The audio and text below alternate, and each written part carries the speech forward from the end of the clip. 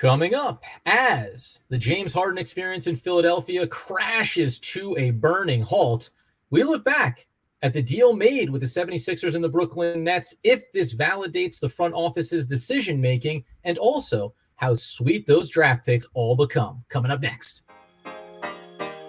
You are Locked On Nets, your daily Brooklyn Nets podcast. Part of the Locked On Podcast Network, your team every day.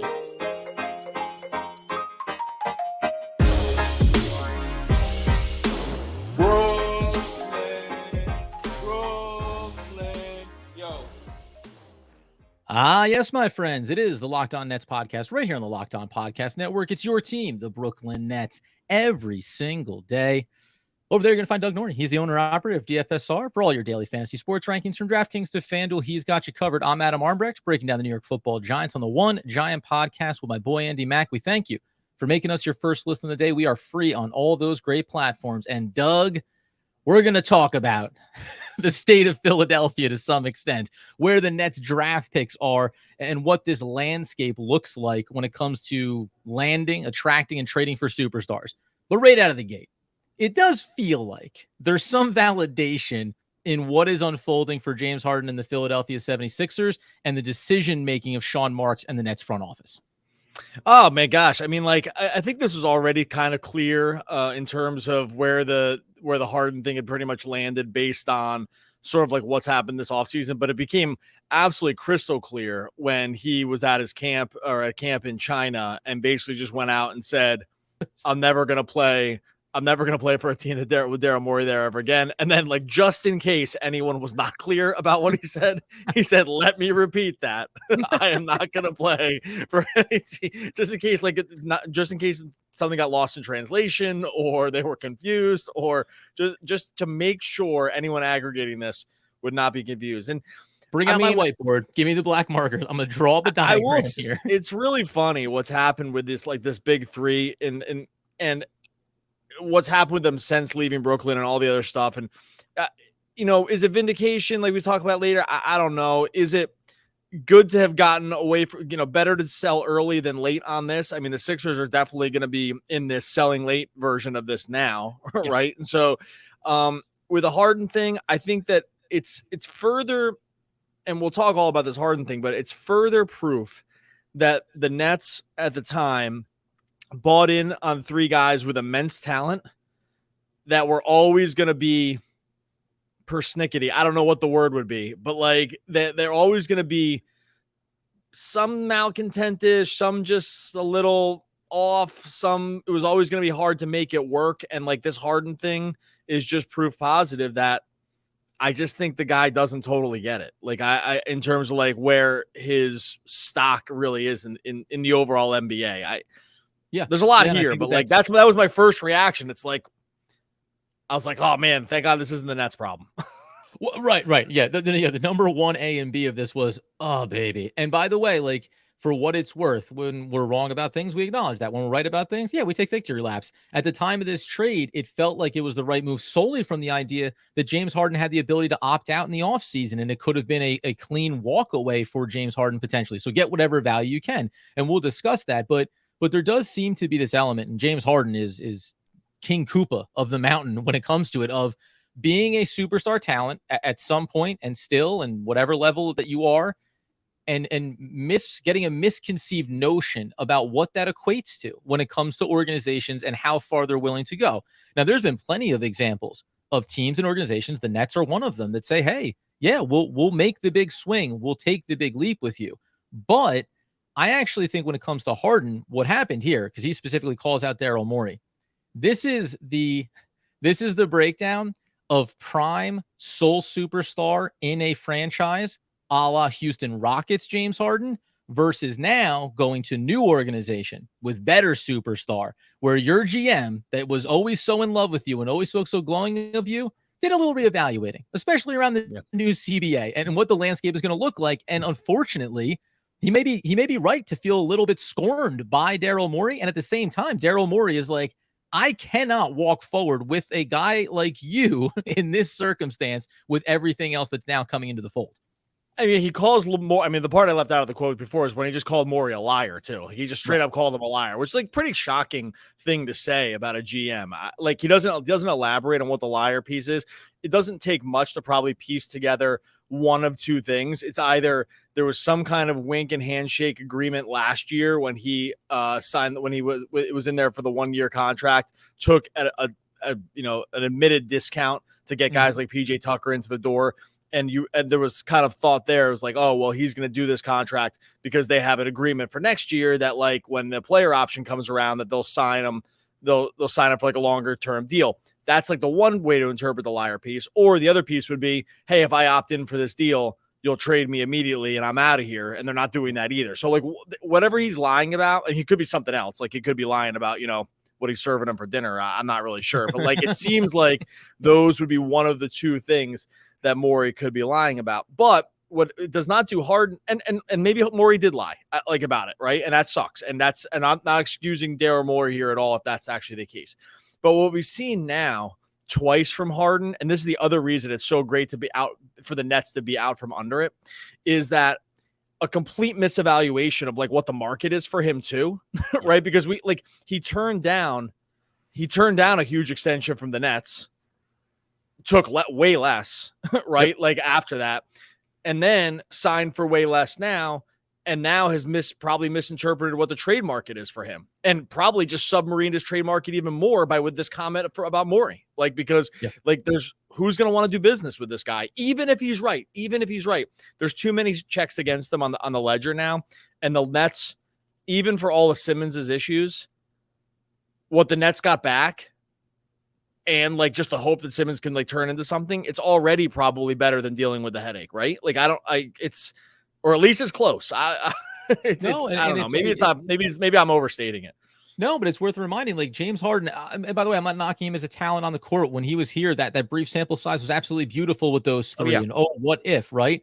But he's never been a winning player when it comes to what the teams that he is on accomplishes. We know about his playoff resume, right? So now all of these things, I think, are what fold into, you say, miss kind of managing where he thinks his value is. And then when it comes to trade, you're talking about, hey, I want to get moved from here.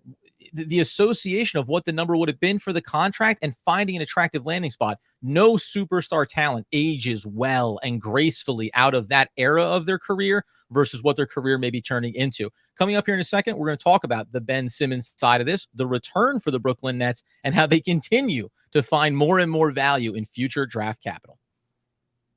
All right, before we get to that, I'll tell you about our friends over on FanDuel. Football season's about to kick off. FanDuel is giving you the chance to win all season long right now. You go over to FanDuel, you bet on a Super Bowl winner, and you're going to wait for this. You're going to get bonus bets every time they win in the regular season. By the way, when I first read this, I had to read it 3 times to make sure I was reading it correctly because it's just so good.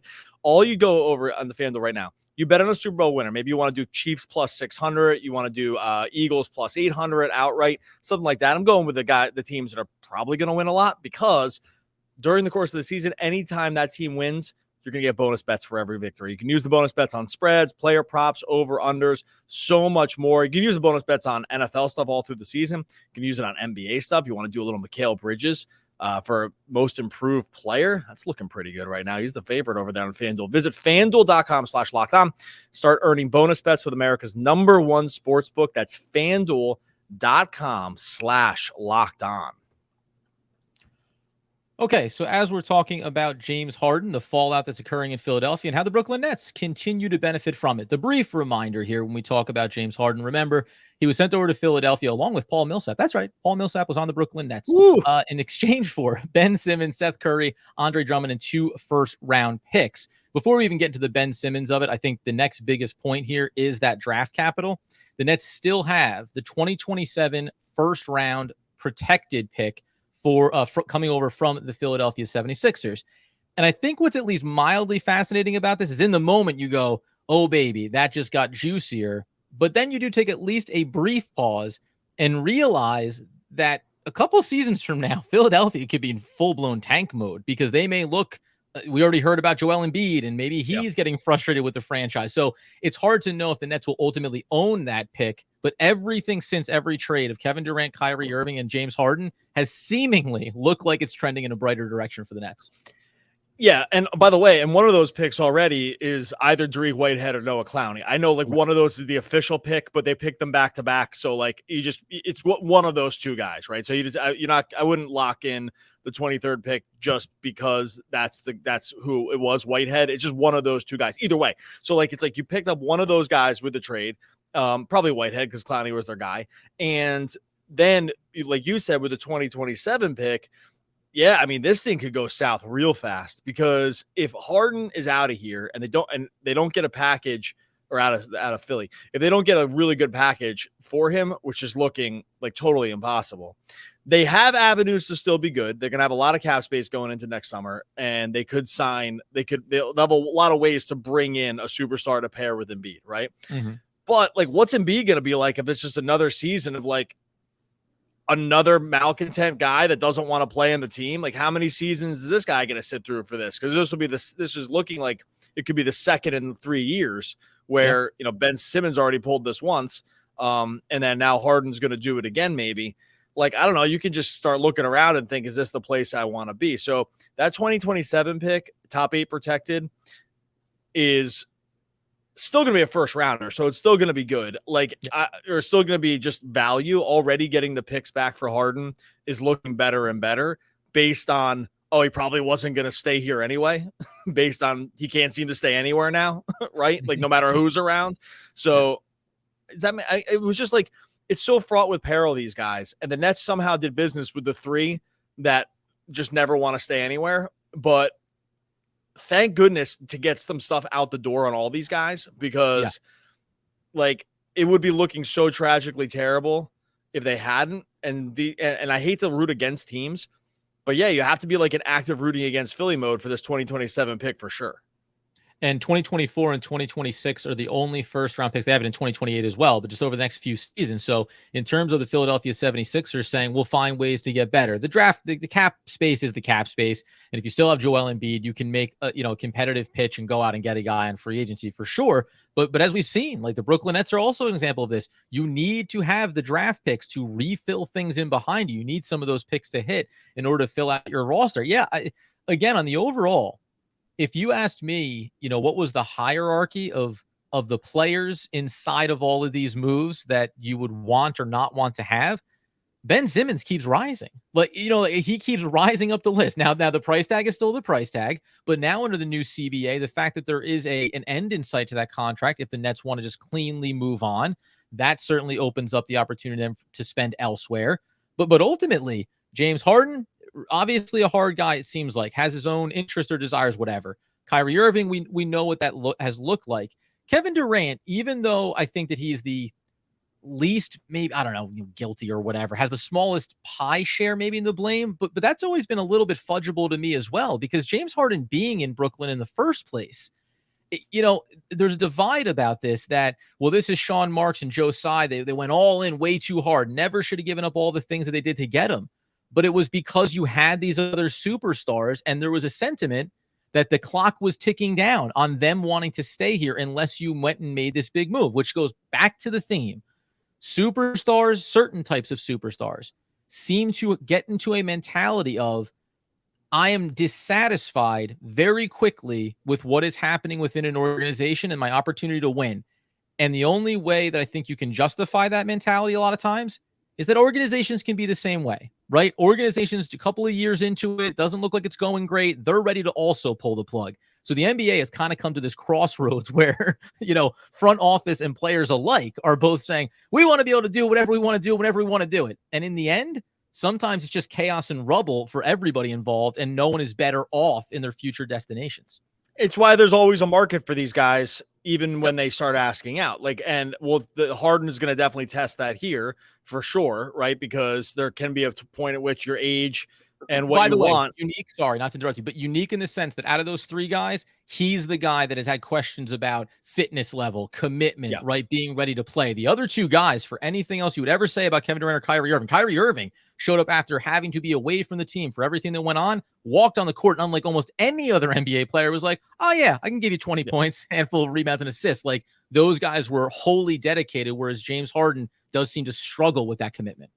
yeah, and totally agree. And with with those other guys too, it's just like they seem to always want to be somewhere else. Like their game has always been up totally elite. Harden's game has been mostly elite also. Like I'll say outside of, he's got some more high profile blow ups in terms of just like sort of no shows performance. Mm-hmm. The only way to sometimes have those no show performances is to have put yourself in the place where you could have a no show. Like he's gotten to these places a lot and then sort of no showed once he's been there. Like, so I do think I don't want to undersell that Harden was great last year. Like he probably should have been an all-star, led the league in assists. Like he was awesome. And he was stunk for a lot of the Boston series outside of like some huge spike games, but then just did what he often does, which is totally no show at the end. The difference, like you said, with Harden now is that Harden's got the, like, I don't give an F in him that these other guys don't. And we've seen that be put on display. And it's usually embarrassingly hilarious, like what he did in Houston when he no-showed. He did it with the Nets, and that, remember that, if you look back to the Sacramento game,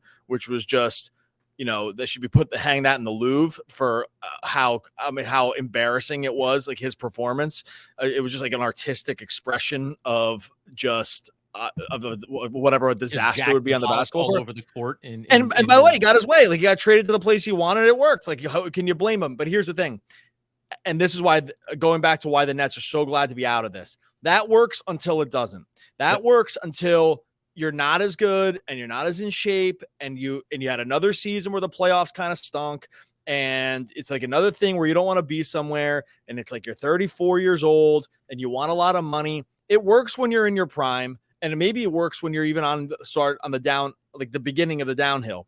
When you're halfway through the downhill and you've got multiple stops where it all sucks and you want out, and at some point people stop signing up for it, and you don't want to be the last team on the list because like that is the one it's going to work out for worse. And we're definitely not that in this case. And by the way, we're seeing this play out right now with, we talk about Damian Lillard and the Portland Trailblazers. Now, he doesn't fall into the category of other guys. He was the guy that held on and wanted to be with the franchise and wanted to win with one organization. And it finally came to a head, maybe for both sides, right? We're not winning the ultimate prize here. Both are dissatisfied, but everything else in the NBA has now become the cautionary tale for both the Miami Heat and for the Portland Trailblazers, right? We need to maximize what we get out of this superstar player because we don't know what it's going to look like going forward without him. And if you're the Miami Heat, there has to be some level of, hey, whatever we're going to ultimately give up for him, we need to hedge at least slightly that it doesn't work out in winning a championship. And that's why coming up here in a second, we're going to take a look at the Brooklyn Nets, the decisions that they made about Kevin Durant, Kyrie Irving, and James Harden. And if ultimately what has unfolded since should be vindication for Sean Marks, Joe Tsai, and the organization as a whole. Okay, so talking Brooklyn Nets and, well, ultimately James Harden and his exodus, we assume, at some point from the Philadelphia 76ers. Now, I said it as vindication. You mentioned it there in the last segment. You don't want to be the last team, right? And to varying degrees here, varying degrees of like what's going to happen in Phoenix, what's going to happen in Dallas, what'll happen wherever James Harden goes. But if you're the Nets, or if you're the NBA right now, does Kyrie Irving have another trade market in him if things don't work out in Dallas, where another team would give up draft capital to get him, significant draft capital, value for his talent? Same thing with James Harden. Same thing with Kevin Durant, which is far more predicated on age than anything else. To your point, the Nets may have gotten everything they could have for these guys at the last possible stop, on the rail line, because after this, it's going to be these teams playing it out, hoping they're successful, hoping they win championships, and then restructuring themselves afterwards with none of the draft capital potentially the Nets were able to accumulate. Yeah, and we might even say like the Nets hung on a little too long. I don't think they did really with the superstars. Like they had these guys out, and look, this is not to say too, like these guys were so close to winning. Like they were, and maybe with some of these guys you want to say, hey, it's always something, and only one team gets to win every year. They were really close. I think all the just to reiterate this, all the moves at the time, I would do them again. Like I would do them again in a heartbeat. I would do every single one. Go ahead. It's actually, you can go on, but it's actually vindication on both ends, right? Because with the time of those trades, when things were going wrong with James Harden, we were defending the idea of, no, you make that trade 1,000 times out of 1,000. I still believe all the trades they made to get everybody was right. And I think it's right to have moved on from them. And there's like a business mantra that some subscribe to. It's like fail. If you're going to fail fast, right? It's like, no, like don't fail over 10 years, fail quick, go for it, go for it all, put everything into it, and figure out right away if it's going to work or not. And if it's not going to work, it's ripcord time and get out of there. Now, it doesn't work. It's not a perfectly analogous to the NBA because, there's only so many guys that you can win with. And usually when you have them in your under your roof, you want to hold on to them with an iron fist because it's really the only way to win. That being said, once the writing is there, like you owe it to yourself to get out of this really, really quickly. It's a testament to some degree of Sean Marks's, stability in the job that he was able to because some would not do this. They would hang on for dear life. Or they would take pennies on the dollar because they want to save face for the superstars. Right. By all accounts, he really didn't do that. And so you have to give him some credit for that. It's like going for it, but also getting out of it and getting a lot in return, or knowing, look, he's one pen signing away from having Harden long-term. Like they offered him the contract. Harden turned it down. So I don't think Marks gets credit for that part. He tried to sign him. I tried to make the mistake. It just didn't. Maybe it's all different. Maybe he signs and there's no vaccine, whatever. There's a million different things. But in the end, where they are now, when you look at the greater landscape, you have to feel a little bit better about it because it's like, I don't know, it probably would have just happened a year later.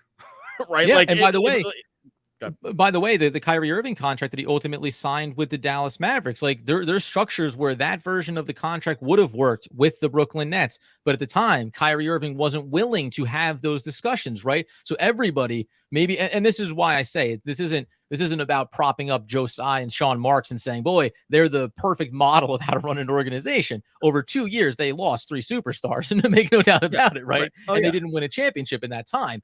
But that's what's so fascinating about looking back at it now, right? You end up seeing in Harden and in Kyrie 2 examples of guys that are going to have to settle or did settle for less than what their expectations were. And in the instance of Kevin Durant, the Nets were able to maximize the value far beyond what it looked like maybe even a year prior. The last thing that I think I'll get out on, you can close out with your thoughts, is just, I wonder now that we know the Nets ceiling is no longer championship, I do wonder, what does Ben Simmons need to be to really entrench this as being the Nets really do come out on top?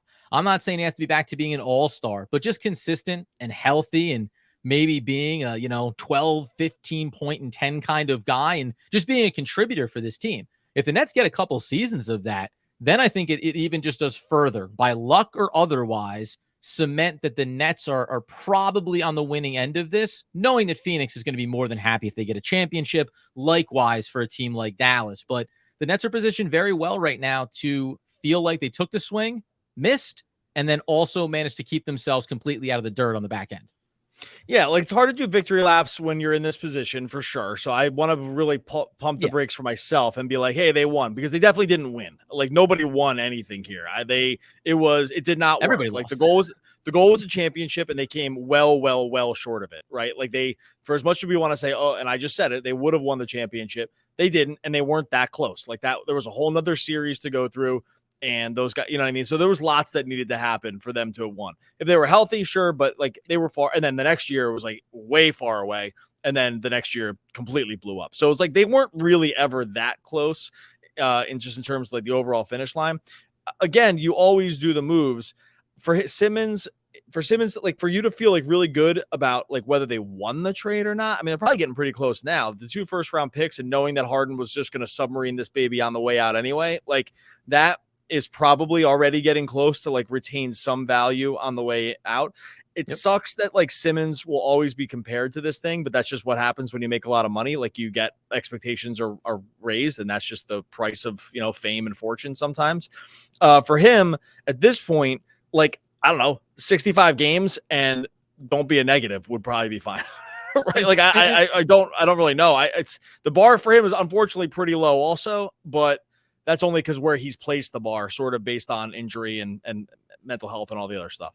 And as you said, the 2 first-round picks, let's call one of them, Whitehead. Let's call one of them Clowney. How that pans out in the other pick, that could be it. And then Ben Simmons could be looked at a high-price free agent for all intents and purposes that does or does not work out. It's fascinating, man. And the NBA never stops giving interesting narratives. Thank goodness. Like this. So, yeah, I gotta say, thank goodness. goodness. I was so happy when he came. I mean, we were like a day late on it, but it was not because we didn't talk about it, as our schedules conflicted a little bit.